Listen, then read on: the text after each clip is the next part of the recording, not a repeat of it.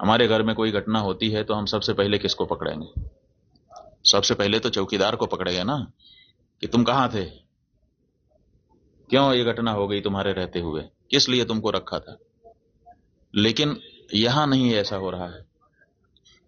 यहां जो है कहते तो हैं कि हम चौकीदार हैं, लेकिन चौकीदारी अगर की गई होती, हाँ चौकीदार अगर अपने काम में पक्का होता है तो उसके ऊपर आक्रमण करके उसको कोई मार दे, लेकिन फिर कहा जाता है कि इस चौकीदार ने अपना निभाया। यहां तो कुछ पता ही नहीं है, कोई लड़ा ही नहीं उनसे, किसी ने उनको रोकने की कोशिश ही कहीं नहीं की। वो आए, घटना की, आराम से चले गए, कहीं पर उनको कोई बाधा नहीं है। कहां है चौकीदार? और चौकीदार के बारे में चर्चा ही नहीं हो रही है। अब कह रहे हैं हम उनको सबक सिखा देंगे, हम ये कर देंगे, हम वो कर देंगे। पाकिस्तान की धरती से आए थे। अरे भाई, पाकिस्तान की धरती से आए थे, इतनी जल्दी कैसे पता चल गया आपको? और अगर इतनी जल्दी आपको पता चल जाता है तो घटना के पहले क्यों नहीं पता चल गया? और दूसरी बात यह है कि अगर पाकिस्तान से आए तो पाकिस्तान के खिलाफ अच्छी तगड़ी कार्रवाई करिए। आप कह रहे हैं कि हम सिंधु नदी का जल रोक देंगे।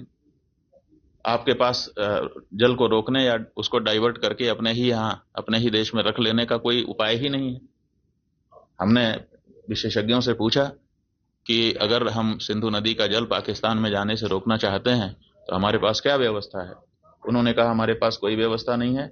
अगर हम आज से शुरू करें कि ऐसी व्यवस्था हम बना लें तो पैसा कितना लगेगा वो तो अभी पूछिए ही मत। अगर पैसा पर्याप्त दे दिया जाए, पैसे के कारण एक दिन भी काम ना रुके, तब भी 20 साल लगेगा, तब हम सिंधु नदी का जल रोक पाएंगे। तो ऐसी परिस्थिति में हम ये कह दे रहे हैं कि हम सिंधु नदी का जल रोक लेंगे। और टेलीविजन के एंकर हमने सुना, वो कह रहे थे बूंद बूंद के लिए तरसेगा पाकिस्तान, एक गिलास शुद्ध पानी नहीं मिल पाएगा, खेती नष्ट हो जाएगी, बिजली नष्ट हो जाएगी, ये हो जाएगा, वो हो जाएगा। गजब बता रहे थे, ऐसा लग रहा था कि जैसे प्यास तो लग ही गई पाकिस्तान को अब।